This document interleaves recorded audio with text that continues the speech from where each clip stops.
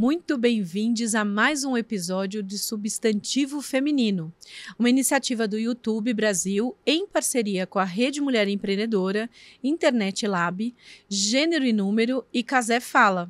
Eu sou a Ana Fontes, a empreendedora social e fundadora da Rede Mulher Empreendedora. E esse é o videocast para falar sobre nós, mulheres, e os espaços que estamos buscando e ocupando na sociedade brasileira. Hoje, nós vamos falar sobre o combate ao discurso de ódio e empoderamento feminino. E para essa conversa, não estarei sozinha. Eu recebo ela, cantora, compositora maravilhosa, Açucena. Muito feliz de estar aqui com vocês, Ana, com a Luciana. Muito prazer, viu? Vambora! Vambora! E também recebo aqui a não menos maravilhosa Luciana Barreto, que é apresentadora, mestre em Relações Étnico-Raciais e autora do livro Discurso de Ódio contra Negros nas Redes Sociais. Mulheres, sejam muito, muito bem-vindas. Uma delícia. Obrigada, Ana. É um prazer estar com você aqui, com a Açucena também. Vamos conversar nós três, vai ser ótimo. Vai ser muito boa a conversa. Eu tenho a minha colinha aqui, tá, gente? Então tá tudo bem, vamos fazer essa conversa boa. Em 2021, o Internet Lab produziu um especial de entrevistas com 5 mulheres ativistas, pesquisadoras e operadoras do direito sobre a violência contra as mulheres na internet. Uma das entrevistadas é a Jess Hipólito, gestora de projetos e social media. Ela chama atenção para o conceito de discurso de ódio não se sobressair para omitir o racismo ou a discriminação racial. Quais vocês acreditam, e a pergunta vai para as duas, que são as principais diferenças do discurso de ódio no contexto brasileiro, o que acompanhamos no cenário internacional? Quem quer começar? A Açucena quer começar? Eu deixaria com a Luciana pode começar também. Esse papo vai ser bom, gente. Um livro, né? Eu estou lançando agora, Ana e a Açucena, um livro, Discursos de Ódio contra Negros nas Redes Sociais.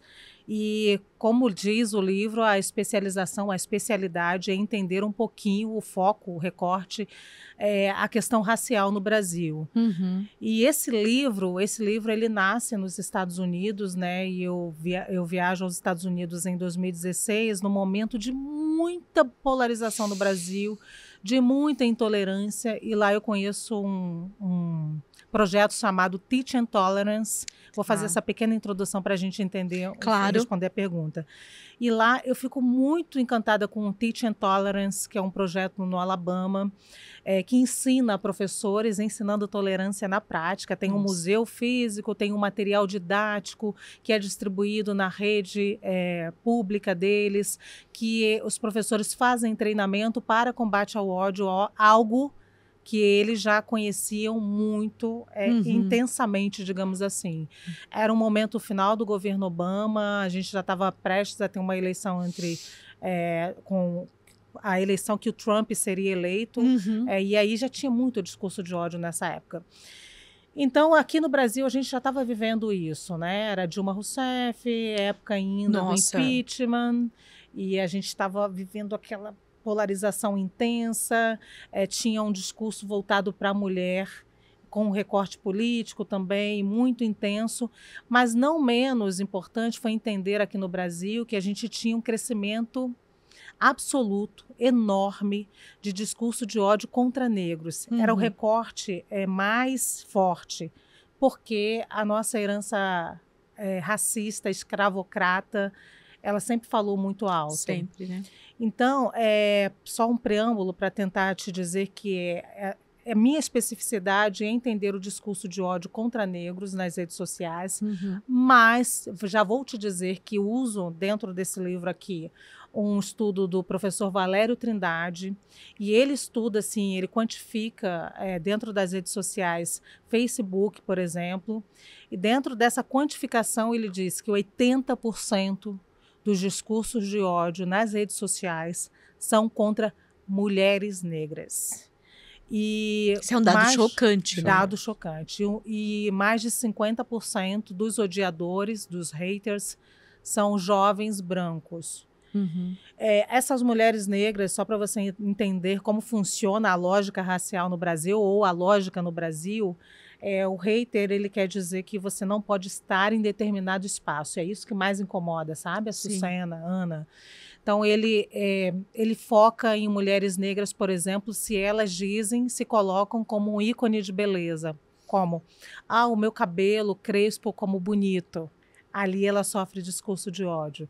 Se ela está fazendo, por exemplo, uma viagem de férias no hemisfério norte. Como assim você está nesse espaço? Como assim você está nesse espaço? Se ela é uma profissional liberal, se ela é uma jornalista, uma advogada. Então, assim, se ela tem uma relação interracial, se ela mostra felicidade. Então, o hater, ele sabe muito bem, nesse caso específico de mulheres negras, ele sabe muito bem que espaço aquela mulher, ele deseja que aquela mulher ocupe.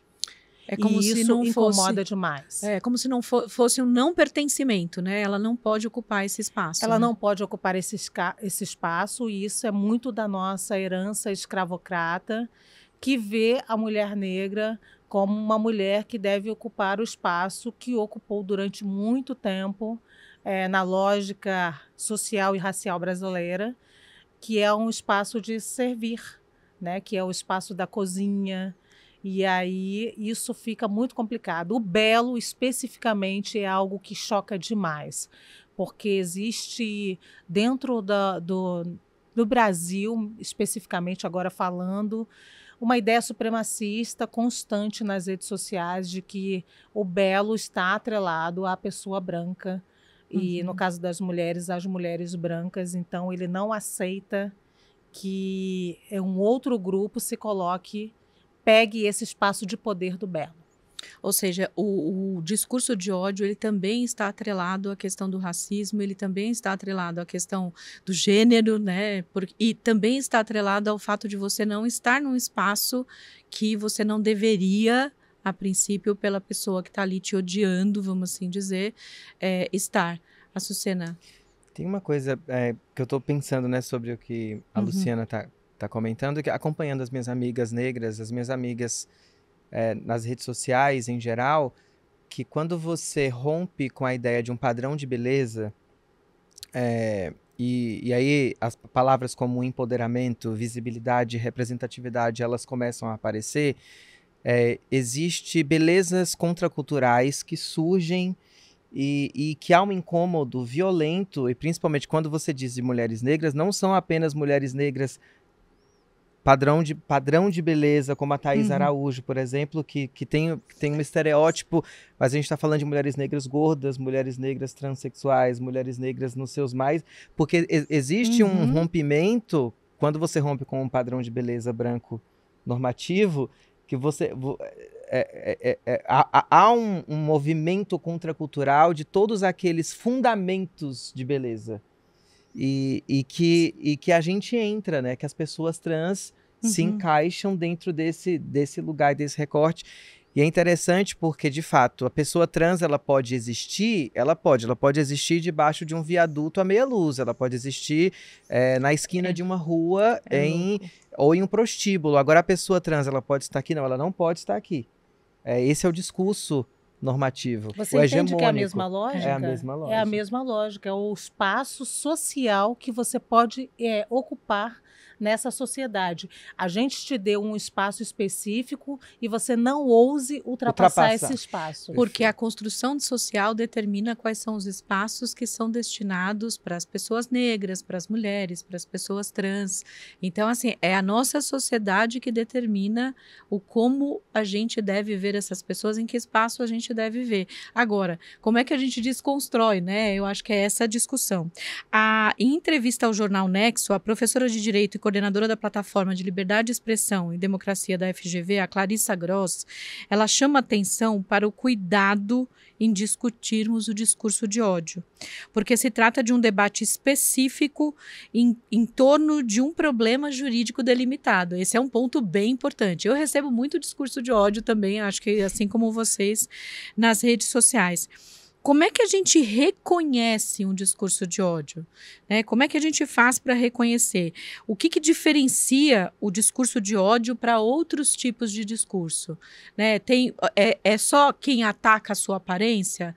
É só quem ataca quando você estiver num espaço diferente? Se você está num espaço de felicidade, Luciana, como você falou, se você está num espaço de beleza, Sucena, como você falou, é sobre isso ou ele é mais amplo do que isso? O discurso de ódio, a gente tem legislação no Brasil já para isso. Existe nos últimos tempos, eu acho que na última legislatura, né, a gente viu muito discussão sobre liberdade de expressão. É liberdade de expressão discurso de ódio? Eu acho que a gente ouviu muitos ministros do STF falando o tempo inteiro que discurso de ódio não é liberdade de expressão. A gente tem aí um crime configurado. Ponto. Isso daí, acho que a parte jurídica, ela está muito resolvida. Então, assim, eu me dediquei muito a entender quais são os objetivos. Eu fiz análise do discurso, então é uma área da linguística mesmo. Então, eu pego discursos e analiso quais são os objetivos, o que está por trás daquilo ali. Porque não há nem a discussão jurídica, ela está posta. Então, você vai lá, vai processar um hater e ponto. Qual é o estrago que esse discurso está provocando na sociedade? Isso tem que ficar muito claro na nossa cabeça. Por quê?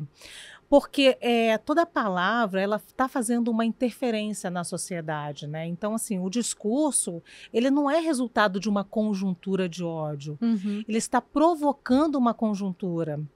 E o que eu estou querendo dizer é o seguinte: não adianta a gente vou lá e processo um hater. Quem processa? Eu vou lá e vejo o meu direito. A gente precisa tentar, por exemplo, tratar as plataformas, como a plataforma vai coibir o discurso de ódio, como a plataforma vai parar de distribuir o discurso de ódio. E isso a gente está falando do atacado e não do varejo. Sim. Agora, qual é o estrago que ele provocou depois que ele começou a fazer circular determinadas mensagens? Tem um estrago muito imediato, né? A gente já teve casos no Brasil de discursos seguirem, né, nas redes e pessoas serem virtualmente linchadas. Sim, tem o cancelamento. Até presencialmente ou fisicamente linchadas, inclusive. Exato. Então a gente tem isso daí que é muito evidente. Mas existe algo que eu me preocupo muito nesse livro, depois eu vou falar da questão específica racial, mas existe algo que o estrago que essa pessoa está fazendo é o seguinte: ela está fazendo circular normalmente, ela está normalizando ideias de ódio. Ela está normalizando que aquele corpo não pode estar ali naquele momento. A gente não tem que trabalhar a educação, Luciana, porque assim, eu sei que parece muito genérico, né, a gente falar sobre educação, mas as transformações acontecem a partir da consciência, né, e do conhecimento da sociedade sobre a questão do discurso de ódio. Eu acho que o discurso de ódio é sempre muito difícil, né? Tem um ponto que eu acho super importante, que, por exemplo, o discurso de ódio contra as mulheres, ele existe porque a sociedade naturaliza a misoginia, que é o ódio às mulheres, né? Porque, de verdade, as pessoas acham que é normal, que é natural. Eu já vi inúmeras mulheres sendo absolutamente massacradas nas redes sociais e muitas vezes você questiona ou você fala e as pessoas meio que naturalizam. O que vocês acham sobre isso? A misoginia e o discurso de ódio contra as mulheres, vocês acham que ficou naturalizado nesse último processo? Até no que a Luciana também comentou, a Sucena? Não, é naturalizado. Não tem outro lugar a não ser a naturalização. O que a gente a nossa batalha é por desnaturalizar.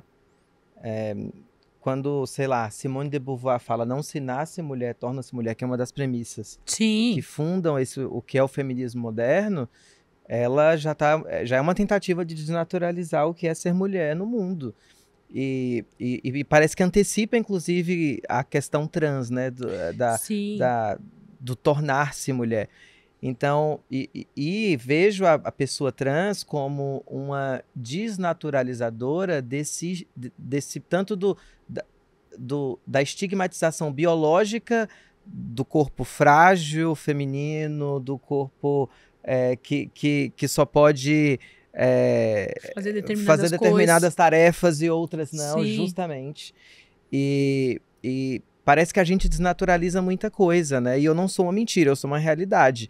Houve uma naturalização, uma desnaturalização do meu corpo quando eu era criança, por exemplo, que eu cruzava a perna de um jeito, e foi na escola que pediram para eu não cruzar a perna como uma mulher, porque eu era um menino e eu apenas era uma criança que era super afeminada, que tinha uma identidade com o signo do feminino de forma muito natural. Eu não, e vim de uma família com pai e mãe cisnormativos, uma família como a família brasileira gosta. E ninguém me ensinou a ser uma pessoa trans. Uhum. Eu sou uma pessoa no mundo, uma pessoa que me identifico com o meu lugar no mundo, mas o meu lugar desnaturalizado. Então, e é muito difícil quando a gente vem de um lugar considerado contracultural, de como a nossa palavra ela é colocada em xeque e como se nós não produzíssemos linguagem. Então, assim, sobre o lugar social, né, que a gente estava falando, eu não posso desenvolver linguagem. O meu lugar é outro. Então, quando o lugar do homem branco, cisnormativo, heterossexual, ele é desnaturalizado porque nós ocupamos certos espaços, aí eu não sei nem se é inconscientemente que gera uma insegurança tão profunda que eles precisam ter uma linguagem de ódio. Eu não sei, é uma pergunta mesmo. Mas eu sei que quando a gente ocupa o espaço, existe uma onda que chamam de onda conservadora, que parece que quer nos engolir. Não, é super importante. E tem uma questão que a gente tem discutido muito em relação ao discurso de ódio, porque a Luciana tinha falado assim, não, o discurso de ódio também é espalhado, ele não tem só as consequências, mas ele é espalhado pelas plataformas. A gente tem que lembrar que a estrutura, quem constrói, quem desenvolve, os algoritmos, são todos feitos por homens brancos, né? E é o homem branco heteronormativo. Então, na verdade, as plataformas, elas espelham o que é a realidade da nossa sociedade. E para a gente mudar isso, a gente tem que olhar para onde as estruturas são construídas, onde essa base é construída, né, Luciana? Exatamente, acho que é por aí. Enquanto a Sucena falava que é inconsciente, será que eles fazem isso inconsciente? Eu tenho muitas dúvidas. Talvez a gente ainda precise de muito estudo, mas em parte eu posso te dizer que tem um grupo que se reúne, que faz ataques de ódio, por exemplo, intensos, e não tem nada de inconsciente, porque eu percebo, a minha sensação depois de estudar essa temática, a minha sensação é de que existe ali uma estratégia, que é uma estratégia de te paralisar, no mínimo de te distrair. Eles tentam te distrair porque a verdade, Açucena, eles pensam, como você ousa se colocar como uma pessoa normal? Como você ousa o tempo inteiro? Então, assim, para a mulher, como você ousa se colocar no lugar de um homem? Como você ousa se colocar no lugar de uma pessoa branca? Como você ousa se colocar nesse lugar? Então, eu acho que tem uma intencionalidade assim, que é uma intencionalidade de te minimamente distrair, mas de te paralisar. De tirar você ali daquela área combativa, né? Porque você não vai conseguir ser só uma cantora bela. Você não tem o direito de ser só uma cantora. Você tem que ficar o tempo inteiro trabalhando todo esse discurso, todas essas pessoas que tentam te distrair. Sim. Enquanto alguém, em algum momento, vai ter o direito de ser só uma cantora. Eu falo muito que, assim, a gente foi criada para sentar de perninha fechadas, falar num tom de voz mais baixo e para servir as outras pessoas. Então, o que está na cabeça das pessoas é esse modelo. E que quando a gente está num outro lugar, ou seja, no lugar de liderando uma empresa, sendo uma cantora absolutamente maravilhosa, tudo isso, quando a gente está nesses lugares, a sociedade não normaliza isso, mas normaliza o discurso de ódio contra nós estarmos nesses lugares que, a princípio, socialmente não são reconhecidos por nós. Tem um dado interessante, tem uma pesquisadora que chama Nina Santos. Ela faz parte de um grupo do Ministério dos Direitos Humanos que estuda, você conhece, eu acho que ela, né, Lu? Que estuda e discute estratégias para enfrentar o discurso de ódio e desestimular o extremismo no país. Esse tipo de ataque ultrapassa os limites da democracia. Como a Luciana também comentou, a questão na época, né, do rua de cima contra a rua de baixo, que eu falo. Será que esse é um dos maiores perigos dos discursos de ódio? Porque a gente está falando de ataques individuais, mas a gente está falando também de discurso de ódio em ataques à democracia, ao nosso país, em ataque ao que a gente conhece como sociedade. O que vocês acham? Deixa você primeiro. Eu tô amando tanto ouvir a Luciana falar. É interessante que essa questão que você, inclusive, coloca sobre de como a gente precisa estruturar uma legislação ou um debate, acho que político e público, de como gerir o discurso, e aí entra o discurso de ódio, porque a gente e as plataformas precisam ser responsabilizadas, de fato. Porque quando a gente fala de estrutura, e quando eu perguntei, inclusive, se era consciente ou não, eu tô começando a formular aqui, né, dentro desse debate que a gente está fazendo, sobre o que significa o conceito de estrutura. Quando a gente fala do conceito de estrutura, essa relativa inconsciência, ela tem uma estrutura que foi sistematizada, para que parecesse que fosse um discurso naturalizado, né? Então, por isso que é racismo estrutural, por isso que é machismo estrutural. Sim. Por isso que... Então, quando a gente pensa... por isso que é muito importante pensar a estrutura. Eu acho que as duas coisas, né? Indivíduo e universalidade, porque não existe uma coisa sem outra. Não existe indivíduo que não faça o universal e vice-versa, até porque as pessoas pensam. Mas existe um debate muito mais profundo, que é o que você está colocando. Exato. É muito complexo quando esse discurso ele ganha proporções. Enfim, a gente está vivendo pela primeira vez. A gente viveu, né? Muito recentemente o que significou. A gente fez história, a gente estava conversando com ela sobre isso. Sim. Como professor de história cumpriu esse papel de sistematizar uma violência de ódio na Alemanha nazista. E hoje... Como é que a gente... Não, justamente, quando você fala de ataque à democracia. Sim.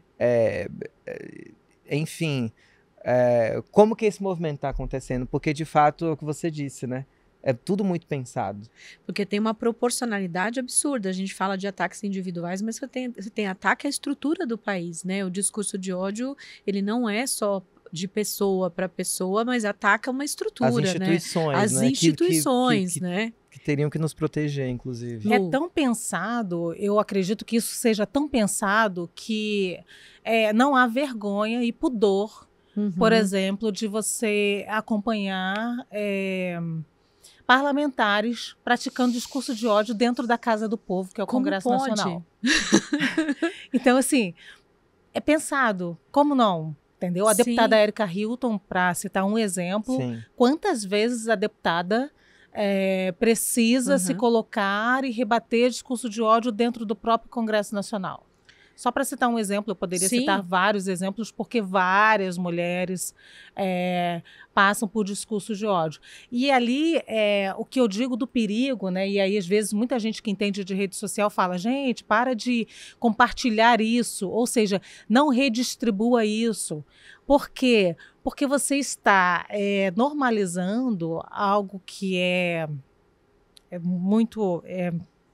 até selvagem, eu vou usar essa palavra, violento, tá? né? É violento, é selvagem, que há dentro de parte da sociedade brasileira, que vem também de uma sociedade extremamente violenta. A gente não fala, mas a gente é uma sociedade extremamente violenta. A gente teve mais de 350 anos de escravidão, com castigos físicos violentos, né? Essa figura do brasileiro bonzinho, fofinho, e aí por terra, esse discurso que circula desmascara tudo isso, mas normaliza de uma tal maneira, então assim... E chancela, né? E chancela, porque não sou eu que estou falando, eu sou um cidadão comum, mas olha como eu tenho os meus representantes falando isso. Olha como é possível falar isso. Olha que se a gente falar isso em grupo, é menos vergonhoso. Mas o que é muito importante da gente falar, assim, que esse discurso de ódio, normalmente ele é feito contra os grupos minorizados. Né, ele tem alvos específicos, né, é feito contra as mulheres, não são minorias, são grupos, por exemplo, as mulheres são maioria, as pessoas negras são maiorias, mas são grupos minorizados. Então, o discurso de ódio é direcionado, mas quando esses grupos minorizados começam a se movimentar, aí você vê todo esse debate e todo esse ódio, né, que fica, não, mas vamos parar de falar sobre racismo. Eu ouvi isso recentemente. Já cansou de falar de racismo, já cansou de falar sobre mulheres. Vocês já ouviram sobre isso? O tempo inteiro. Se você não falar, vai sumir. O Morgan Freeman volta todo dia 20 de novembro. Nossa, se você não falar sobre o assunto, ele vai sumir. É mágico, entendeu? É mágico. Eu já ouvi muitas vezes, você não cansa de ser feminista? Eu falo, não, eu não canso. Eu vou cansar de ser feminista a partir do momento que a gente tem as mesmas condições e as mesmas oportunidades. Mulheres, está demais. Esse programa vai ter que durar algumas horas, né? E eu gostaria que ele fosse, assim, colocado em rede nacional para todo mundo poder acompanhar a nossa conversa. Mas para continuar essa conversa, nós vamos mostrar agora o vídeo da Clarice Tavares, que é coordenadora de pesquisa, desigualdades e identidades do Internet Lab. Ela vai falar para a gente um pouquinho aqui. Em 2021, o Internet Lab, em parceria com a Rede de Conhecimento Social IBEAC, realizou uma pesquisa com jovens de idades entre 16 e 26 anos, moradores de diferentes territórios periféricos da região metropolitana de São Paulo, para descobrir como percebem o discurso de ódio contra mulheres nas redes. Nas entrevistas realizadas por esses jovens com pessoas de diferentes perfis sociais, eles relataram que as mulheres são lidas como os principais alvos de discurso de ódio na internet. Ainda, a maioria das mulheres compartilhou com eles já ter sofrido com reações desagradáveis aos conteúdos que postam, principalmente com teor sexual ou que desqualificavam seus pensamentos. Como passo seguinte da pesquisa, esses mesmos jovens foram incentivados a produzir seus próprios projetos de intervenção de enfrentamento ao discurso de ódio misógino. Eles propuseram 3 projetos para conscientizar e explorar a temática. O primeiro deles foi o projeto Pilotas, em diálogo com especialistas sobre o discurso de ódio. O segundo foi a campanha Menos Ódio no Instagram. E, por fim, uma colagem de lambes na cidade. Olha, assim, a gente vendo um vídeo como esse, vendo uma explicação da Clarice Tavares, eu fico pensando, ainda mais eu que sou mãe de 2 meninas adolescentes, né, e que volta e meia acabo acompanhando as consequências desses discursos. Eu queria que a gente falasse um pouquinho qual é a importância da gente ter jovens, né, nessas discussões, como é que a gente pode inserir mais e qual é a importância da gente ter os jovens nessas discussões de discurso de ódio, porque eles são também muito afetados, né? Considerando que são os maiores usuários, especialmente as meninas. Tem dados horrorosos que a gente vê por aí. Eu vou falar da minha experiência, né? Eu venho de uma cidade do interior da Bahia, e como a educação, por isso que quando você disse que pode parecer clichê, o conceito de falar de educação, mas a gente precisa pensar a educação. E a educação ela deve ser colocada em debate, em foco, e como a gente precisa, de fato, ter um compromisso com a existência do outro, porque não é simplesmente colocar nas mãos de um liberalismo político que todo mundo defende, mas na prática fala, cadê minha liberdade de expressão? Mas o liberalismo também político fala que seu direito acaba onde começa o do outro. Então quer dizer que você quer ter liberdade, a chamada de opressão também, né? É isso. Mas eu acho que a educação, como princípio, ela salva a minha vida. Inclusive, quando eu lembro que eu aprendi, como uma criança, a xingar travestis na rua. E eu tô falando da minha experiência quando eu passava na BR em Vitória da Conquista. Uhum. Então, como uma criança que se torna uma travesti depois, uma mulher trans, já se propôs a xingar como criança uma travesti na rua, e hoje o lugar onde ela ocupa é um lugar de defesa do seu lugar e dessas mesmas mulheres iguais a ela. Então eu acho que a estrutura está colocada. Por isso que não há onda conservadora, né? O que há é que a gente está se levantando e construindo os nossos megafones, porque também ninguém está dando voz para a gente. Estou te dando voz, não. A nossa voz, ela sempre esteve aqui, a gente sempre teve voz. Uhum. A questão é de como a gente está construindo esse megafone. Sim. E os nossos sistemas e métodos de linguagem para acessar as pessoas. Então eu acho que a educação, de fato, a gente precisa estruturar melhor a educação, porque a política pública ela salva. Por exemplo, o quanto as cotas raciais e sociais elas foram importantes, inclusive, para que palavras como racismo, machismo fossem colocadas em questão dentro da sociedade. E para que palavras como empoderamento, feminismo, emergissem como símbolos de resistência. Sim. Eu sei porque eu faço parte disso. Então, quando você tem políticas públicas que pensam sociedade, e aí racialmente, socialmente, e não só pensar o acesso à universidade pública de qualidade, porque eu tive a condição de fazer o USP, mas também de permanecer na universidade, não só acesso, mas a permanência na universidade, porque você permanecer na universidade significa você ter o direito ao debate que a universidade proporciona, ou seja, não só a sala de aula, mas estar nos simpósios, mas estar nas mesas, estar nos espaços de discussão política que a universidade oferece. Então, sem isso... As coisas não mudam. As coisas não mudam. Não, e falando dos jovens, né, que é o que a gente está falando, né, Luciana, assim, se a gente não trouxer os jovens para o debate, a gente está preparando a próxima geração para continuar sendo uma geração que replica o ódio, que continua moldando esse processo, a Sucena, que você está colocando.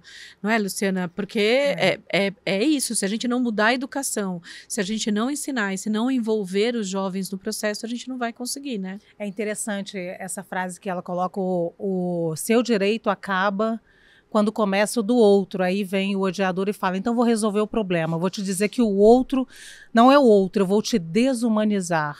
E aí você vai deixar de ser o outro. Então você vai ser o macaco, você vai ser a coisa, alguma coisa, menos o outro, porque você não está no mesmo pé de igualdade que eu.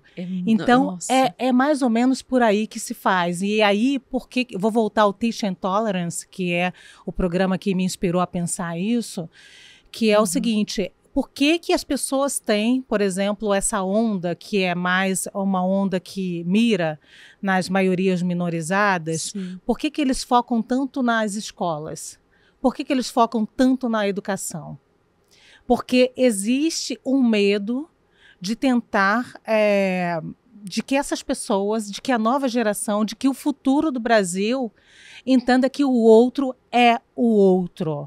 Independe de cor, independe de orientação sexual, que é uma pessoa com direitos, que é uma pessoa, um brasileiro com direitos. E isso se chama democracia. É isso. Por isso que a gente fala que está tão interligado, né? Porque é um ataque à democracia, porque é um ataque à Constituição, porque é um ataque ao outro. Então você vê essa pessoa sempre como não pessoa. E a gente pode cair nessa, né? Porque se você olhar para as pessoas em situação de rua, por exemplo, elas são um exemplo disso, de como a gente olha o outro desumanizado. Você pode passar e não prestar atenção, que é um ser humano brasileiro com direitos. Ele vai perdendo a cidadania dele para nós, mesmo para quem pode estar aqui pensando, estudando direitos humanos, pode perder isso, entendeu? Sim. A gente vai perdendo a nossa sensibilidade, a gente vai normalizando as violências que são cometidas durante todo o dia nas nossas vidas, entendeu? Então a gente vai deixando, fazendo com que aquela pessoa deixe de ser o outro. Assim, normalizando as violências, tirando os direitos básicos e colocando o outro numa condição que você acha que você está certo e todo o restante também tem uma coisa de empatia, né? Como implementar projetos e iniciativas em segmentos, essa é dura, como a cultura e a mídia, por exemplo, porque também vamos combinar que a comunicação, né, a mídia, também tem um papel muito importante. Fundamental e formativo. Como é que a gente faz para criar ações, projetos, para que a gente não normalize violências, para que a gente não naturalize desumanizar as outras pessoas, porque através da comunicação e da mídia a gente consegue fazer essas mudanças também. Obviamente não é uma coisa, mas eu acho que é essa combinação. O que você acha, Sucena? Eu acho que tem uma pressão dos movimentos sociais muito grande em torno de deixarem as coisas mais proporcionais. Sim. Ou minimamente desiguais. Porque quando você via uma televisão que era majoritariamente branca no Brasil, isso é no mínimo um absurdo. Uhum. Então, acho que a reivindicação desse que os movimentos sociais que têm se fortalecido fazem em torno da representatividade. Quando a gente fala, representatividade é uma palavra que pode ter tido um desgaste conceitual, porque todo conceito que se populariza, ainda bem que ele se populariza, ele vai perdendo um pouco de substância. Uhum. Mas o nosso papel aqui dá sustância para esses conceitos, entender o quanto ocupar lugares como que a gente está ocupando hoje, eles são cruciais e importantes, e que eles não sejam lugares únicos, né? Que você tenha representatividade em todos os lugares. Em todos os lugares, e não pela minha figura, mas que eu seja apenas mais uma pessoa trans a ocupar um espaço de visibilidade que seja por direito. E por isso que, de novo, a educação ela tem um papel primordial, porque você saber, você ter consciência, a consciência política dos seus direitos, ela é muito importante até para a auto-organização. Porque se a gente não se auto-organiza enquanto sociedade, a gente não cobra os nossos acessos que são nossos por direito. Não, com certeza. E os nossos lugares por direito. Então, eu acho que a auto-organização ela é fundamental. Quando eu digo auto-organizar, encontrar pessoas como nós. Encontrar pessoas que passam pelas nossas dores. Por exemplo, se as pessoas trans se organizarem mais, a gente vai conquistar mais espaço. Isso não quer dizer que as nossas vozes não vão ser dissonantes, que é aquilo que a gente estava colocando. Ainda bem que nós somos plurais, ainda bem que a gente pensa diferente. Mulheres negras não pensam iguais, mulheres negras não são iguais, né, Luciana? Assim como pessoas trans não são iguais, mas o nosso interesse eu acho que parte das nossas intersecções. E quais são as nossas intersecções enquanto um corpo da sociedade? Para construir política pública que nos interesse. Para nos ver nesses espaços. E eu acho que tem uma coisa muito importante que você falou sobre representatividade. Imagina você viver num país onde os veículos de mídia só divulgam pessoas brancas ou só mostram pessoas brancas. Toda vez que eu vejo um apresentador, um jornalista, uma mulher negra, eu fico super feliz, porque eu falo, puxa vida, esse é o nosso país, não é o que a gente via anteriormente. Luciana, um exemplo maravilhoso, não é, Luciana?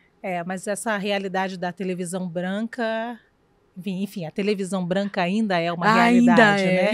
Mas eu acho que a gente avançou muito no audiovisual como um todo, eu poderia dizer isso, porque a gente não só conseguiu espaços, mas conseguiu espaços com pluralidade. O que eu quero dizer com isso? Eu me lembrei de uma história engraçada que há uns 20 anos eu estava entrevistando uma atriz negra. E ela fazia muito papel secundário, que era muito comum atrizes negras fazerem.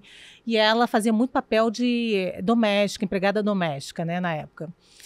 E aí eu falando com ela, é muito bom essa luta para que não haja mais pessoas negras, atrizes negras fazendo empregada doméstica, e ela ficou triste, assim, aí eu falei, mas o que houve? Ela, desde que começou essa luta, eu parei de trabalhar, não peguei mais nenhum papel, porque agora começaram a botar as empregadas brancas com sotaque nordestino.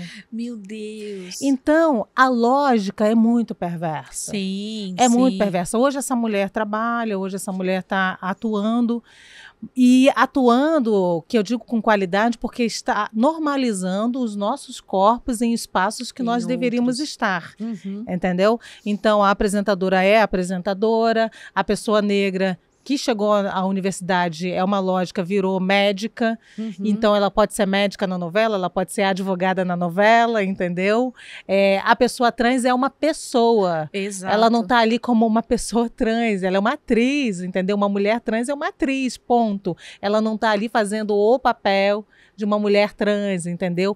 Então, assim, nós estamos normalizando as narrativas, e isso é muito importante de forma lúdica, mais uma vez, para as nossas crianças e adolescentes, porque é isso, os nossos corpos têm que estar normalizados na sociedade brasileira. E acho que um ponto que você tocou, Luciana, que é muito importante, é pluralidade, porque nós somos diversos entre nós, mulheres são diversas, pessoas negras são diversas, pessoas trans são diversas, e a gente tem que normalizar a nossa presença em todos os ambientes. E eu vejo essa discussão muito, outro dia estava uma discussão nas redes sociais, a situação da primeira pessoa trans a isso, a primeira mulher a fazer isso, a primeira pessoa negra a fazer isso.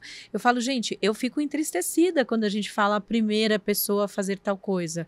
É óbvio que bom que tem uma primeira, mas por que a gente já não tem, né, em 2023, já não tem normalizado que a gente tem que ter toda a representação da sociedade em todos os espaços, né? Mais uma vez falando de representatividade, e eu concordo com você, Açucena, para mim não é uma palavra que está desgastada, para mim é uma palavra que a gente tem que continuar falando. Se a gente tivesse representatividade, a gente não precisava ficar falando mais, mas como a gente não tem, a gente precisa.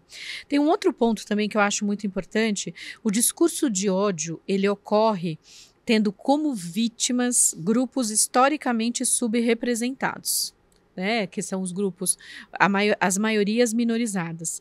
Nesse cenário, como pensar os impactos não só na esfera pública, mas também na privada, como em casa, na escola? Como é que a gente faz para pensar esses espaços? Porque, obviamente, a gente está falando de educação num conceito... que é onde começa, num conceito mais amplo. Eu vou contar um caso bem rapidinho para contextualizar. Eu tenho 2 meninas, a mais nova, quando ela tinha uns 6, 7 anos, hoje ela tem 15, ela um dia veio para mim e falou assim, mãe, eu queria fazer uma festa com decoração de Star Wars lá na escola. Ela tinha 6 para 7 anos. Falei, claro, filha, vamos ver o que a gente vai fazer. Passou uns 2, 3 dias, ela falou, mãe, eu não vou mais fazer uma festa de Star Wars. Eu falei, mas o que aconteceu? Ela era uma pititica, assim, de 6 anos. Ela falou, é que os meninos falaram que Star Wars é coisa de menino, não é decoração de festa de menina. Imagina a mãe feminista, o que subiu, né, gente? Eu falei, filha, você quer fazer uma festa de Star Wars? Ela falou, quero. Eu falei, então nós vamos fazer uma festa de Star Wars. Então, assim, o quanto é importante a gente ensinar, tanto em casa, porque às vezes na escola não ensina, não. Sim. Na escola, na verdade, potencializa todo esse ambiente discriminatório, preconceituoso em todas as esferas. Como é que a gente faz, gente? Acho que a vida dos professores também tem sido uma vida nada fácil. Uau. Né? Assim, vou fazer uma defesa aqui dos professores que pegam uma bomba, né? Assim, durante a pandemia, os professores pegaram uma verdadeira bomba. E aí eu vou falar dos professores que trabalham com crianças mais pobres, por exemplo, que viram as suas crianças, seus alunos dentro de casa absolutamente sem estudar, sem nenhum contato. Alguns tinham consciência de que o aluno sofria violência doméstica. E isso aí é muito angustiante para os professores, entendeu?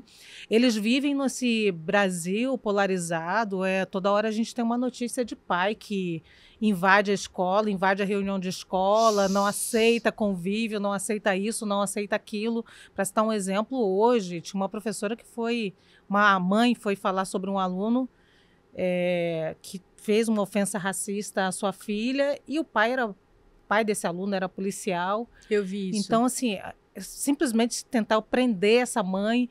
Então, a gente está vivendo um momento muito conturbado, né? Então, assim, eu acho que é muito para os professores.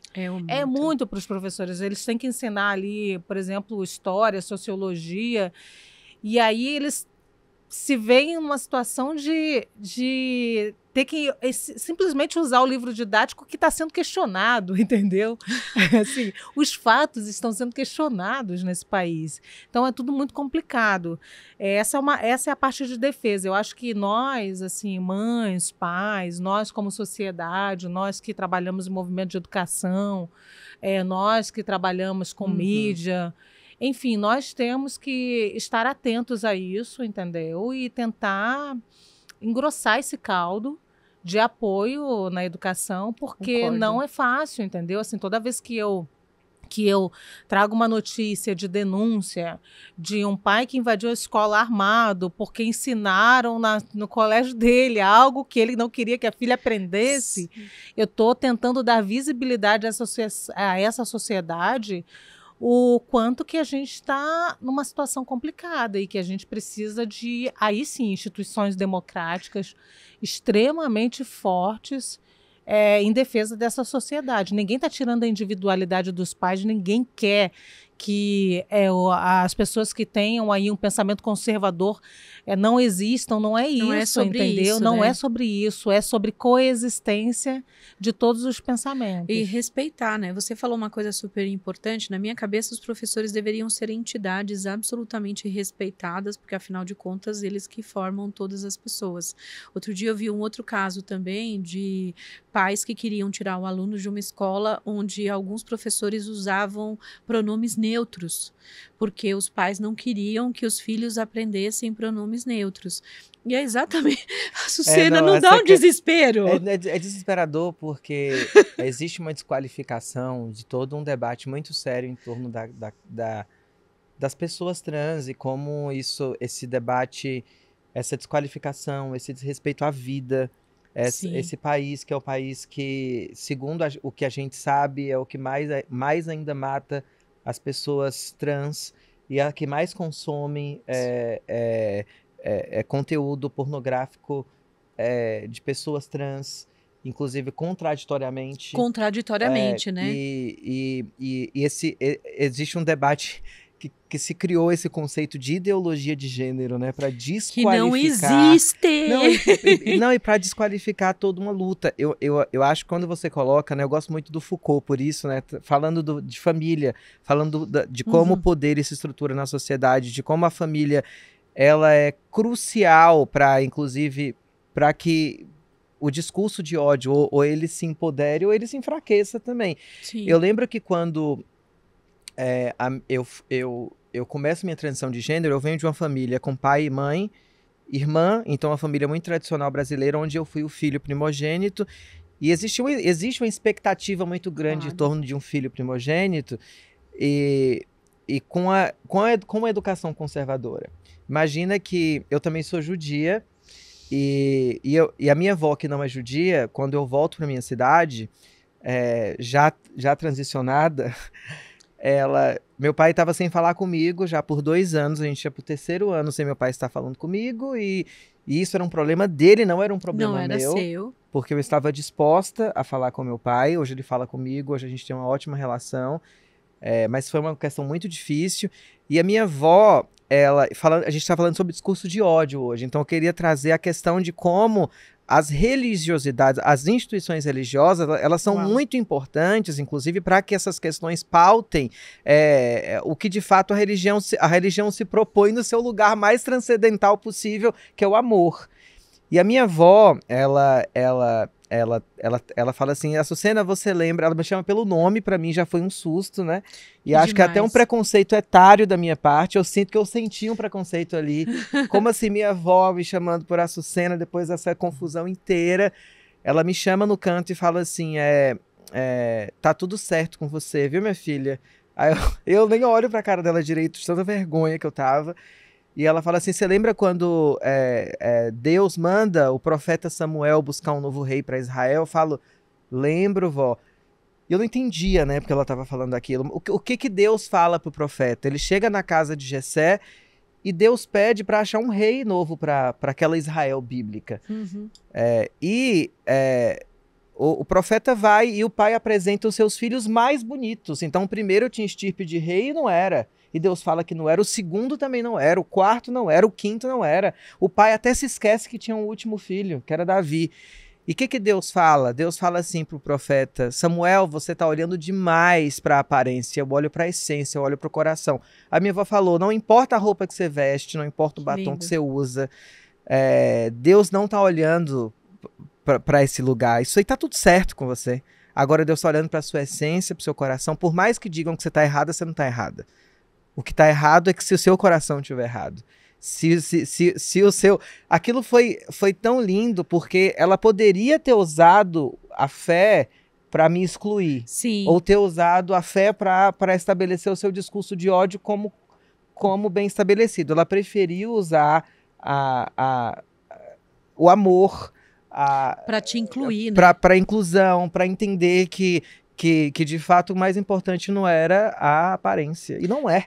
Não, a sua avó é uma sábia, né? Uma sábia. Ela foi muito especial nesse momento. Muito especial, muito sábia. Ela conseguiu trazer e falar pra você sobre a sua essência. E a espertinha, né, ainda acaba falando assim, ó, comprei uma lingerie linda pra você. Que bom, maravilhoso. Eu estava querendo ouvir o final da história, mas esse é o melhor. Esse é o melhor final. Gente, olha, tem um outro dado aqui bem interessante. O Internet Lab, que está com a gente, analisou no decorrer de 2020 cerca de 1.980 documentos de 6 tribunais de justiça do país. Olha que coisa. E concluiu de forma preliminar que muitas agressões foram consideradas pelos tribunais como violência doméstica. Ainda que as agressões tenham ocorrido online, elas foram consideradas nesses termos por terem partido de ex e atuais companheiros das vítimas. Olha que coisa. Transformar o discurso de ódio em um problema que ocorre porque estamos diante de parceiros ou ex-parceiros amorosos enfraquece a nossa discussão, ou seja, categorizar o discurso de ódio como um discurso de violência doméstica enfraquece a discussão. E mais ainda, qual a dificuldade de entender as violências contra as mulheres como algo que se direciona a elas também em espaços públicos? O que significa? Hoje a gente fala de violência contra as mulheres, a gente fala de violência física, patrimonial, violência psicológica, violência, todos os tipos de violência, né? Então eu queria que vocês falassem um pouquinho sobre isso, né? Como é que a gente faz? Qual é a dificuldade da gente entender essas violências contra as mulheres como algo que se direciona a elas também em espaços públicos? É uma loucura, né, gente? É. Basicamente, eu particularmente não considero que considerar esses discursos online de ódio contra as suas companheiras que enfraquece de maneira alguma, para mim, a resolução de discurso de ódio, porque discurso de ódio ele tem várias camadas, né? Como Sim. eu disse, daqui a pouco eu quero ter a oportunidade de falar sobre a especificidade do discurso de ódio contra negros nas redes sociais, tem a sua especificidade, mas eu acho que essa é só essa que você traz, né? Sim. Esses números, eles compõem só mais uma camada desse discurso de ódio que talvez precise ser analisado, assim como eu olhei com lupa para esse discurso que eu trago aqui no livro, que é contra negros, que tem a sua especificidade. Eu acho que a gente precisa de pesquisa para fazer uma análise do discurso, olhar com lupa que tipo de discurso aparece. Eu tenho certeza que mais de 1.900, né? Sim. Documentos que foram analisados, e eu tenho certeza que nesses mais de 1.900 documentos, eu nem preciso ter acesso a eles para ter certeza que tem palavras recorrentes ali, expressões recorrentes. O que a gente quer dizer com essas expressões? O que essas palavras estão querendo dizer para a gente enquanto sociedade, entendeu? Então, por exemplo, eu analiso uma expressão aqui que todo mundo vai conhecer, mimimi. É uma expressão recorrente, utilizada sempre, utilizada de qualquer maneira? Não, ela é utilizada contra a maiorias minorizadas, normalmente, para desqualificar esse grupo. E o que quer dizer? É uma expressão que não deveria significar nada, mas ela tem muito significado. Ela quer dizer o seguinte: a gente está falando que você reclama. Então, assim, dentro da minha análise do discurso, o autor que eu uso, ele diz: toda expressão e toda palavra é dialógica. Quer dizer o seguinte: toda vez que eu utilizo uma palavra ou uma expressão, estou dando 2 significados. Quais são? Existe um grupo que reclama para existir um grupo que reclama, eu estou dizendo que existe um grupo que não reclama. Uhum. Então, eu estou o tempo inteiro na sociedade trazendo a noção de supremacia. Existe um grupo que faz, que trabalha, que corre atrás e que não reclama. Enquanto você que está aí de mimimi, você reclama de ter que fazer isso, reclama de estudar. Então, eu estou tentando trazer uma ideia para essa sociedade, que é uma ideia de supremacia. Sim, sim. Então, eu tenho certeza que se algum pesquisador, eu não tenho esse tempo, mas se algum pesquisador se debruçar sobre os discursos dentro dessa documentação e fizer uma análise do discurso, entender quais expressões foram usadas recorrentes, tenho certeza que vai ter, você vai entender que tipo de recado essa sociedade está tentando dizer. Eu gosto muito dessa sua avaliação, porque eu acho que ela tem uma relação muito importante com a fala da meritocracia, né? Que fala assim, se você não conseguiu é porque você não se esforçou. Aquele que conseguiu, mesmo em condições diferentes ou em condições semelhantes à sua, conseguiu se desenvolver. Então, na verdade, o seu mimimi, o seu discurso, só te faz te manter nesse lugar. É isso que os haters falam o tempo inteiro. E eles propagam essa ideia, né? Por exemplo, sim. Você coloca um vídeo questionando a escolha no STF. A escolha do STF de ser uma mulher ou de ser uma mulher negra. E aí você coloca lá, ainda não houve na história, e sempre vai aparecer, mas é assim, uma enxurrada de expressão Sim. de mimimi. Por que ele quer dizer? Mesmo todo mundo tendo consciência que a escolha do STF é uma escolha Sim. e não uma questão de mérito, e não uma questão de você estudar e passar no concurso, mas a escolha de alguém, entendeu? Mas aí ele precisa encher aquele post de comentário de mimimi, Sim. de meritocracia, para desqualificar e dizer, você só não chegou lá porque você não se esforçou. Porque você não se não esforçou. estudou bastante. É por isso que você não está lá. Você precisa disso para você continuar a ideia de supremacia. Não, você está perfeita. E eu sempre respondo os haters que me atacam com essa expressão de mimimi. Eu sempre falo assim, querido, mimimi é dor que dói no outro. Né? Não dói em você, é por isso que você chama de mimimi. E o conceito da supremacia também eu acho que está intimamente ligado. Deixa eu fazer uma pergunta para vocês. De alguma maneira é possível assim a gente se proteger desses ataques? Vocês já passaram por alguns ataques desses? Eu já tive vários ataques, né, em espaços públicos, em redes sociais e até algumas vezes, não ataques físicos, mas eu já tive gente que eu terminei uma palestra falando sobre diversidade e inclusão, falando sobre a importância das mulheres na sociedade, já tive gente que me chamou num canto e falou, olha, você pode parar de falar sobre isso, pode parar de falar de mulher, pode parar, eu ouvi isso há um mês atrás. Para de falar que os homens e as mulheres têm que dividir o cuidado com a família, com os filhos. Uma mulher me falou isso, ela falou, esse é o meu papel, não é o papel do meu companheiro. Então, você já passou, obviamente, né, por essas situações. Sucena.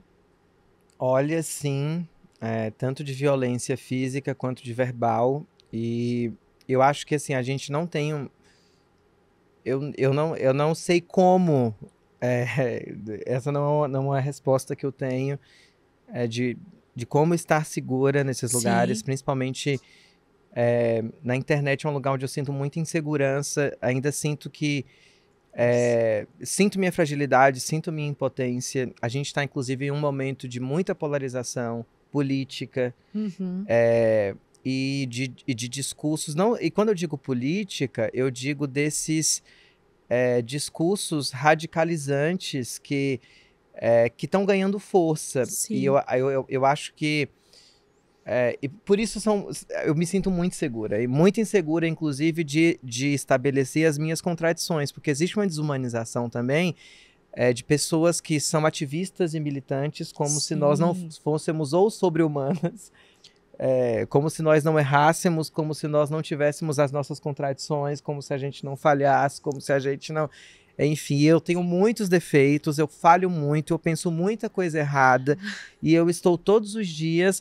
de verdade, trabalhando para pensar melhor e para discutir melhor aquilo que eu quero discutir. Perfeito. E parece que a internet é um lugar, e E isso é outra coisa, né? Que eu lembro que a Ana Tré, eu sempre digo essa frase dela, que é uma grande musicista, ela fala que muitas mulheres, elas tiveram seu direito de tocar tomados, porque elas não tiveram direito ao erro. E a maioria dos homens, quando iam aprender um instrumento, o cara chegava, não, errou nada, cara, tá tudo bem. Continua. Então os homens podiam errar, os homens tinham direito, as mulheres não. Se uma mulher erra, a gente não tem o direito de errar nem numa rede social, nem numa gig, nem... Então a gente precisa ser sempre o suprassumo da resistência. E eu quero ter o meu direito de errar. E esse direito, eu acho que ele está sendo tomado da gente. A gente não pode deixar que nos tirem o direito de errar. Nos tirem o direito. E claro, é um absurdo a maneira de como a gente não tem ainda uma legislação na internet que nos assegure não é nem conforto, mas nos dê segurança, né? Um mínimo de segurança. Então a gente precisa, como sociedade, discutir de fato. Porque eu não me sinto segura na internet. Nossa, eu achei tão importante você falar dessa coisa da internet não permitir o erro, da gente não se sentir segura, porque eu nunca tinha conseguido elaborar desse jeito, mas é exatamente isso.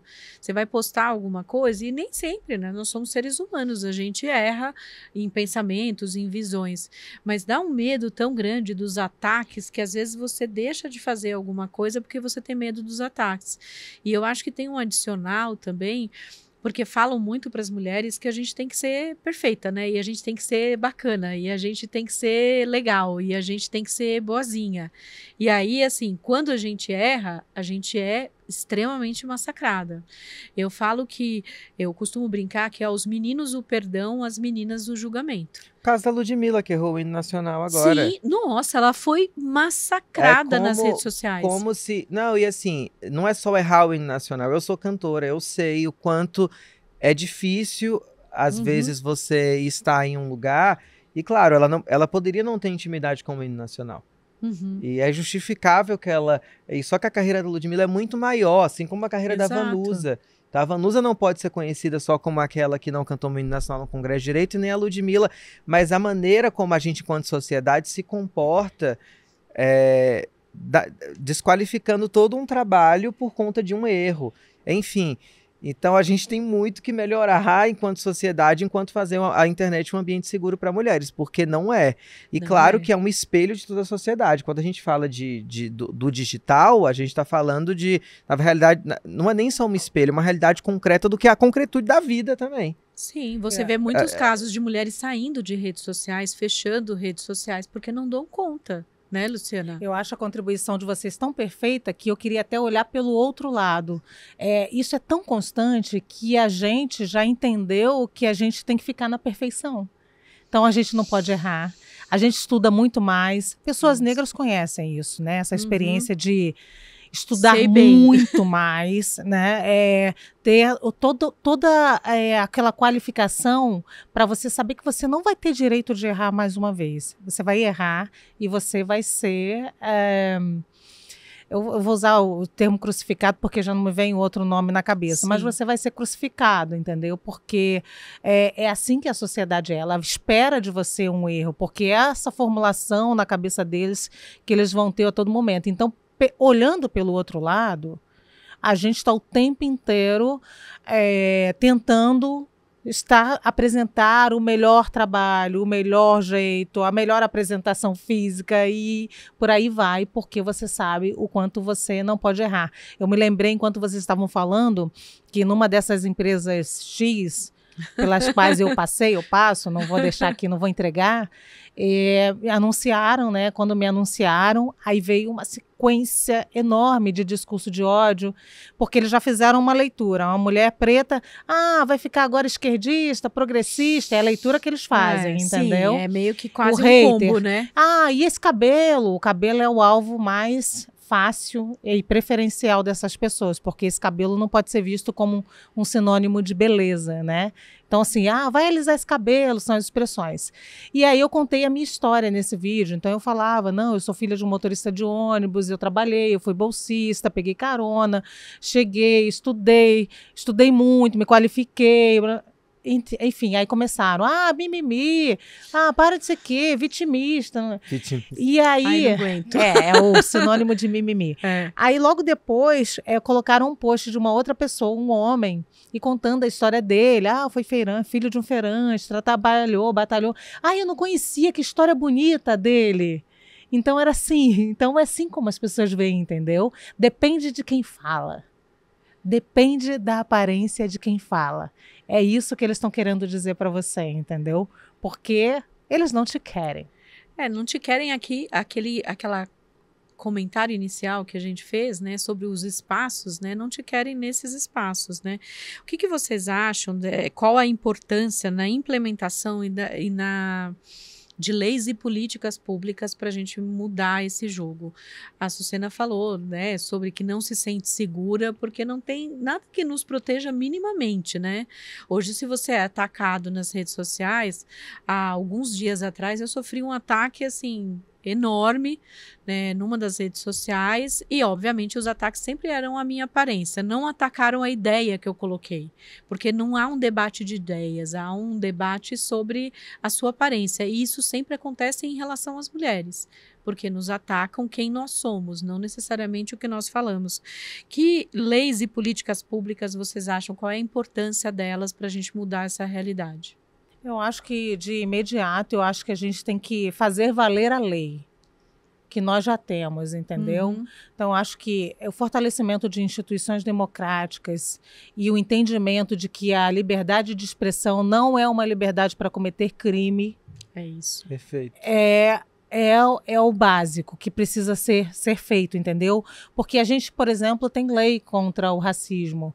No entanto, o que a gente acompanhou ao longo da história do Brasil, do século passado para cá, é a denúncia de racismo que nunca deu em nada. Exato. Então, as coisas têm que chegar a algum lugar. Mas é isso, né? Essas pessoas não se entendem como criminosas, né? Elas não se entendem como criminosas. E elas precisam se entender como criminosas. Elas precisam se entender como criminosas. Porque essa é a questão. A internet, o celular ou o computador dá uma certa proteção para essas pessoas, né? Não estar cara a cara com a pessoa e falar, né, ou xingar, ou jogar o ódio na pessoa cara a cara é uma coisa. Você vê muito mais violentamente essas pessoas agindo dessa forma nas redes sociais.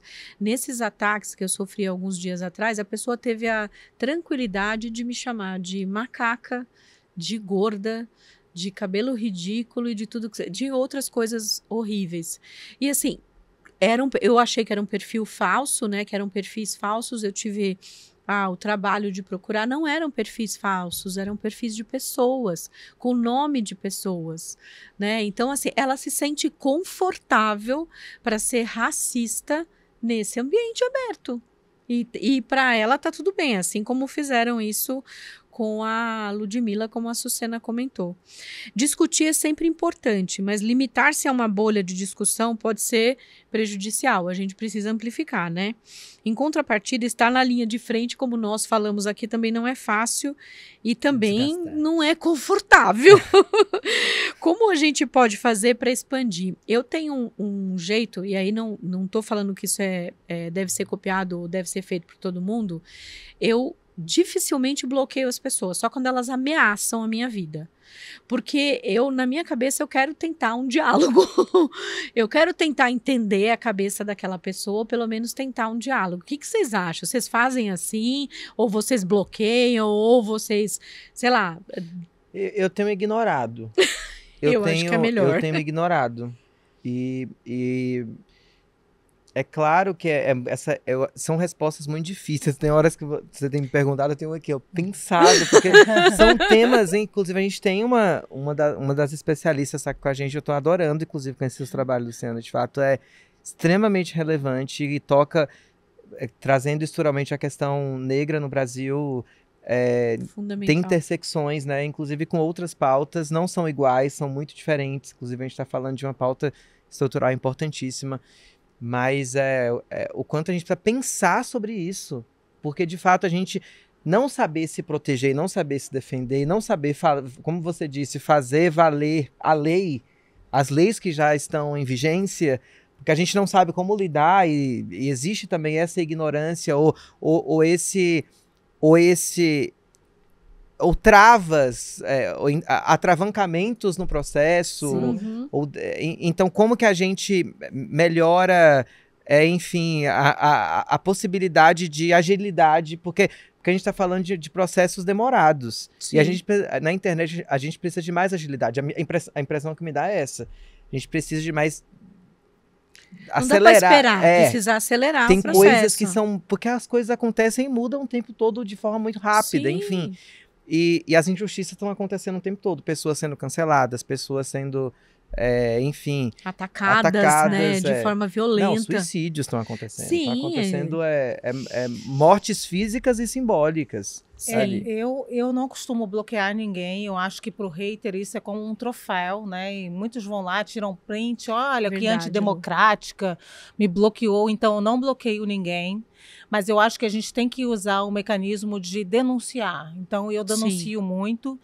E eu nem bloquearia mesmo, porque esse é meu objeto de estudo. Então, eu pego aquele discurso e vou fazendo a análise do discurso, entendeu? Então, assim, eu sou atacada toda semana.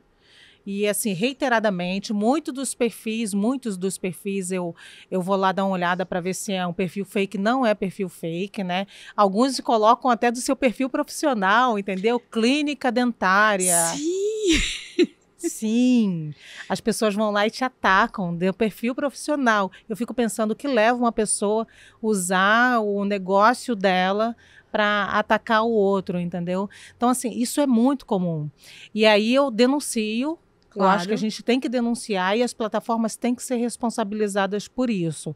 Mas eu acho que tem algo que você falou aqui no início, informalmente, foi antes da gente começar a gravar, que é a gente ter o domínio dessa ferramenta, que eu acho que é isso que a gente também está bobeando um pouco, ter o domínio dessa ferramenta, porque a gente precisa construir o que eu chamo de contradiscurso. A gente precisa fazer valer aquele contradiscurso. Eu sei que parece uma frase batida, né, do Nelson Mandela, que é aquela frase: se as pessoas aprenderam a odiar, elas podem também ser ensinadas a amar. E eu entendo que as pessoas também podem ser ensinadas a esse contradiscurso, que é um discurso de respeito, de tolerância, de equidade, de entender o outro. Eu acho que tudo isso é possível, inclusive com o apoio das Big Techs. Eu super concordo, Luciana e Açucena. Eu acho que tem responsabilidade de todos os lados, né? Tem da gente como cidadãos e cidadãs de ter essa responsabilidade, ter empatia, olhar para o outro, não atacar as pessoas. Eu acho que a gente tem desafios enormes. O que nós estamos propondo a discutir aqui, então, passa pela percepção de que o mundo digital não pode ser desconsiderado quando a gente trata de violência. A violência pode ser digital, mas ela ataca a nós como pessoas, nos diminuindo, naturalizando essas violências. Para ampliar ainda mais essa discussão, nós vamos assistir agora mais um vídeo enviado pelo pessoal do Internet Lab, desta vez com a Catarina Vilela, que é uma pesquisadora e vai contribuir com a nossa conversa. Diferentes mulheres são vítimas de discurso de ódio diariamente. Em pesquisa do Internet Lab da revista As Minas, em parceria com outras organizações da sociedade civil, demonstramos como jornalistas mulheres e jornalistas negros são desproporcionalmente atacados. Enquanto as mulheres jornalistas eram atacadas de modo a terem sua intelectualidade e formação enquanto jornalistas questionadas, os homens eram atacados como representantes do veículo do qual trabalhavam. Até mesmo o modo de atacar as mulheres se dava de forma a deslegitimá-las enquanto profissionais, sem uma associação entre sua profissão, supostas falhas e o veículo que representam. É como a gente vê, né? Assim, as mulheres sempre, os ataques são relacionados ao que elas estão colocando, né? Aos homens, eles associam, como a pesquisadora fala, ao veículo que eles trabalham.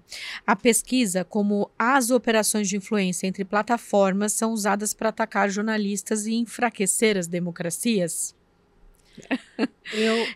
É uma pergunta. É uma pergunta, e também vou continuar aqui falando dessa pesquisa, que foi realizada pelo Internet Lab e outras instituições, mostra, por exemplo, que as mulheres jornalistas foram 13 vezes mais atacadas do que os homens.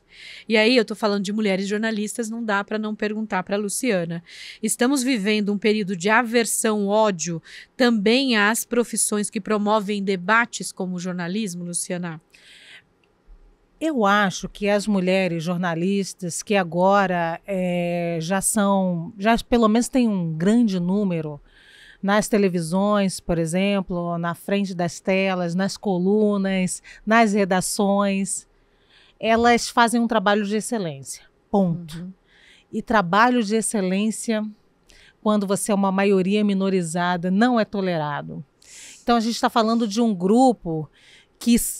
vou voltar ao que eu falei ainda há pouco sobre a gente tentar fazer tudo com perfeição, e eu estou falando de um grupo que estuda muito, né? Que se dedica muito ao trabalho.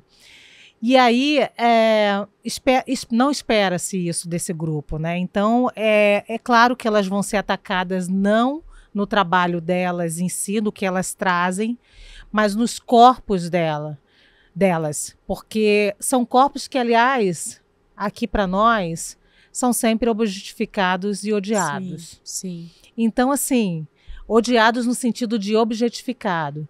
Então, assim, justamente desestabilizar, distrair para esse lugar, né? E tentar tirar esse empoderamento dessa mulher. Uhum.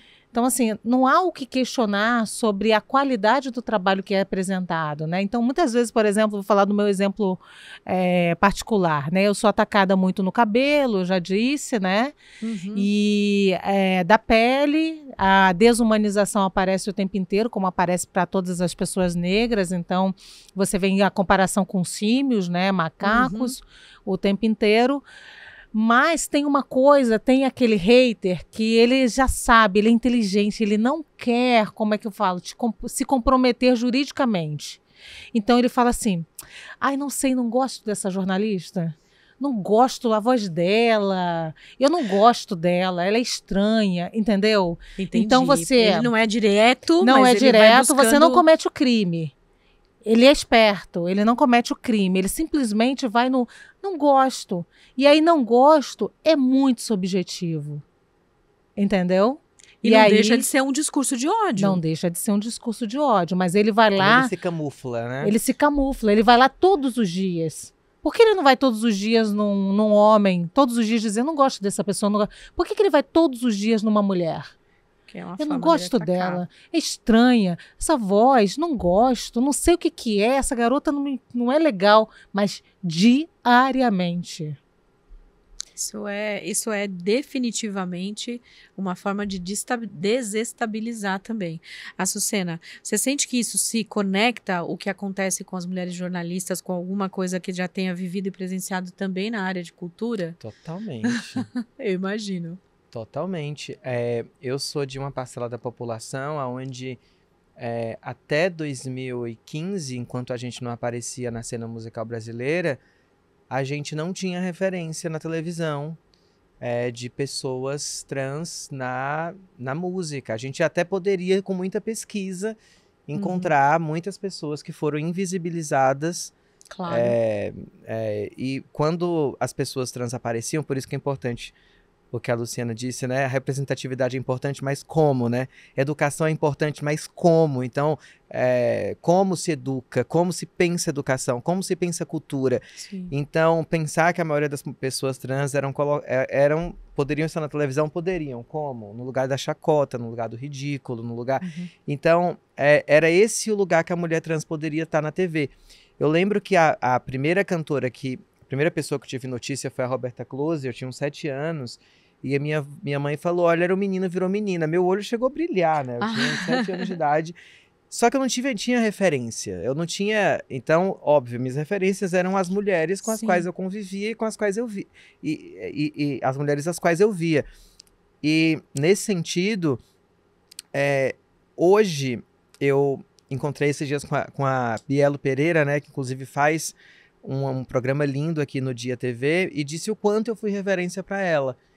E eu me senti num lugar, assim, muito especial, porque eu não escolhi, quando eu fiz música, Claro. um lugar para ser uma referência para alguém. Eu só queria estar cantando como uma pessoa normal canta. Então, por exemplo, para algumas pessoas eu sou um lugar de ódio e um lugar muitas pessoas questionam o lugar onde eu tô, e para outras não. Você é uma referência. Então, eu prefiro muito colocar o meu olhar também, senão eu vou sofrer muito, porque o meu ego ele é muito frágil também. Então eu preciso. Nosso ego, né? O que é que você. Nossa. Porque essas pessoas podem, né? A gente não pode, que é o que a Luciana diz. A gente não pode. Eu não posso me pensar apenas como cantora, né? Eu queria me pensar só como cantora, eu não posso. Seu direito, Mas né? várias coisas te atravessam, Me né? atravessam. E é importante que eu diga que eu sou uma Sim. mulher trans da música. E claro, mas voltando pro assunto, né? E eu fico muito emocionada com poder ser uma referência, embora eu nunca tenha pensado em que eu poderia ser uma referência para alguém quando eu entrei na música e quando eu me propus apenas a cantar, gravar um disco, estar na cena musical. Eu lembro quando a gente saiu na Folha de São Paulo a primeira vez, a enxurrada de comentários, assim, as pessoas nem ouviam Nem sabia o que o era. nosso disco. Ela vai, eu quero pegar esse disco e jogar na lata do lixo. Essa música é uma música de merda. Então, assim, Sem ouvir. Não, sem ouvir. Sem ouvir, sem claro. ouvir. Não, e fora que existe um círculo em que as pessoas fazem de música LGBT e acham que todas nós somos iguais.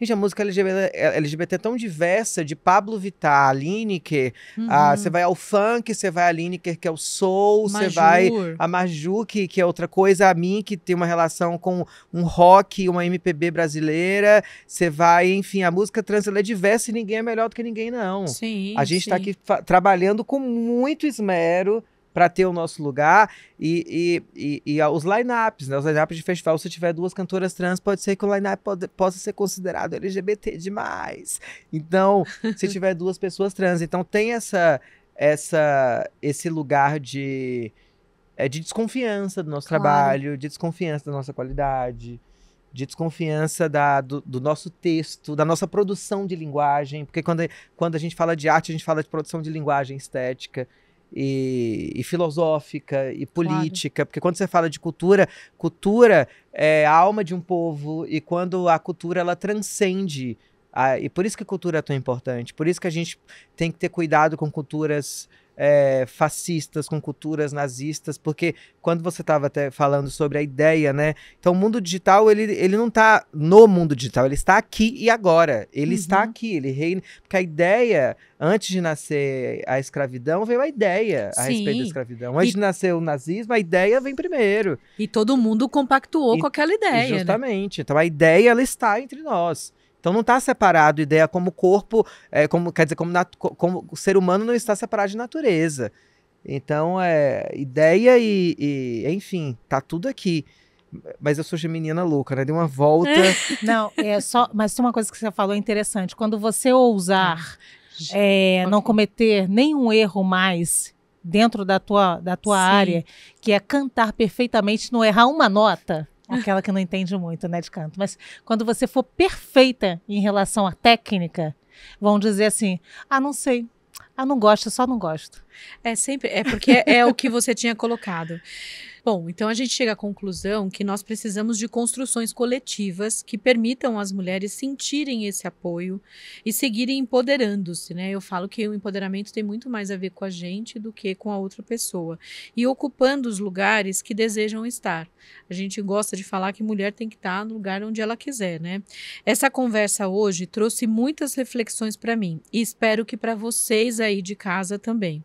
Quais são as saídas que podem nos levar para esse lugar, o lugar do respeito, o lugar da conexão? Queria que vocês dissessem quais seriam essas saídas. Claro que não tem fórmula mágica, não tem uma coisa única, mas o que vocês acham que seriam as saídas que nos levariam para esse lugar? Eu acho que a gente já está numa iniciativa, inclusive aqui, que é investindo em um diálogo qualificado a respeito do discurso de ódio, de um debate crítico. Inclusive, a gente precisa sair entender que não são textões de internet, twitters e postagens no Instagram que fazem o debate crítico acontecer de fato. Por isso que a gente precisa que as pessoas tenham acesso a debates públicos, acesso à literatura de qualidade, acesso a discussões, a mesas com professoras, como a professora e jornalista Luciana, que está aqui trazendo um debate muito rico e quando eu digo de riqueza, é riqueza de pensamento mesmo, a riqueza de debate crítico, porque a gente precisa de uma educação que ensine a gente a pensar. Com certeza. O pensamento, ele não está dado, a consciência, ela não está colocada. Por isso que existe o Dia da Consciência Negra. Por isso que a gente precisa aprender a se conscientizar dos nossos direitos. O direito, enfim, não é simples assim. Então, é preciso lutar por uma educação que nos faça ser críticos, que nos ensine a pensar. Então, não basta ter uma educação, saber como a gente vai ser educada, como a gente vai educar as pessoas. Isso começa dentro de casa também. E não há, como você disse bem, não há fórmula mágica. Eu acho que existem os apelos, né? O apelo pela nossa humanidade. Acho que o apelo pela dignidade, entender que o outro, quando você vê uma outra pessoa na sua frente, é o respeito à dignidade, no mínimo. E a educação tem que ser libertadora, como você falou, né? Tem que ensinar a gente a pensar através dos mais diversos aspectos para que cada um de nós construa o seu pensamento e o seu modelo. Eu acho que isso é perfeito. Luciana? Tudo que a Sucena falou e mais o que eu acredito agora também, a gente precisa ocupar alguns espaços, né? E ocupar as redes, cobrar das big techs que o algoritmo distribua esse tipo de conversa, esse tipo de posicionamento, cobrar de influenciadores também que se engajem em uma luta de respeito. Como eu disse, quando você elogia o rosa, você não está dizendo que o verde é feio. Então, a gente precisa começar a respeitar o que a gente tem acho que a maior riqueza do Brasil é a diversidade, né? A gente conseguiu construir, a gente vive num país onde a gente tem N sotaques, N povos, é um país imenso, né? N grupos. E a gente consegue viver em uma certa, aí eu vou botar umas aspas aqui, tá? Para não ser condenada depois, harmonia, entendeu? A gente tem ainda esse país aqui. A gente não precisa que os extremos destruam isso, entendeu? Eu acho que a gente tem que lutar, brigar por essa convivência e não pela eliminação do outro. E aí eu vou aproveitar esse detalhe para trazer algo que eu acho muito importante. O discurso de ódio contra negros nas redes sociais, ele sempre vai aparecer com a característica de eliminação. Então, ele vai dizer por que o navio não afundou, por que não mataram todo mundo, eu só queria que ele morresse, que ela morresse. Porque todo hater, no fundo, ele quer te converter da ideia dele, de que ele está certo. E existe uma questão que se chama inconvertibilidade do sujeito em relação à pessoa negra. Um preto nunca vai ser branco. Como não há conversão, há tentativa de eliminação. Toda vez que a gente deixa esse discurso circular livremente, a gente está transformando ou normalizando uma ideia que já existe na sociedade brasileira, que é uma ideia de eliminação do corpo preto. Então a gente precisa batalhar com veemência para que esses discursos não circulem, para que a gente não tenha também discurso contra mulheres, a gente não tenha a normalização do feminicídio, a eliminação desse corpo e a objetificação desse corpo com a naturalização do estupro, por exemplo, só para traçar um paralelo. Então a gente precisa lutar com veemência, se engajar e cobrar para que esse discurso aqui, nosso, essa conversa, ela circule com mais força em vários locais, e aí eu estou falando do colégio, com o pastor, na igreja, com o padre, com o bispo, enfim, em todos os espaços a gente precisa tentar alertar para o risco da circulação do discurso de ódio. Eu acho super importante tudo que vocês colocaram. A nossa conversa aqui, eu vou repetir que eu acho que ela deveria estar em todos os lugares, né? Na escola, em todos os ambientes. E concordo muito com vocês que o discurso de ódio, ele pode ser combatido através da educação, da cultura, através do amor, né? Por que não dizer sobre isso? E através da gente respeitar e ter empatia pelo outro. Eu sou super otimista, então eu acredito nessa transformação, acredito na responsabilidade das plataformas, acredito na responsabilidade da mídia e de todos nós para fazer essa transformação. Não é olhando o mundo de uma forma com lentes bonitas, não. É de verdade acreditando que a gente pode fazer essa mudança. Açucena e Luciana, eu estou assim encantadíssima com a nossa conversa. Quero agradecer demais, profundamente, com o coração bem quentinho, pela disponibilidade de vocês e a participação no nosso videocast.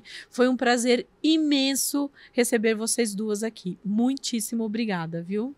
Tô muito feliz, Ana. Tô muito feliz. Luciana rimou, que rima linda. E, enfim, tô à disposição. Obrigada, Viu? Cena. Eu agradeço, para mim é mais uma oportunidade de falar e tentar combater circulação de discurso de ódio. E assim eu encerro mais um episódio de Substantivo Feminino e até a próxima, gente!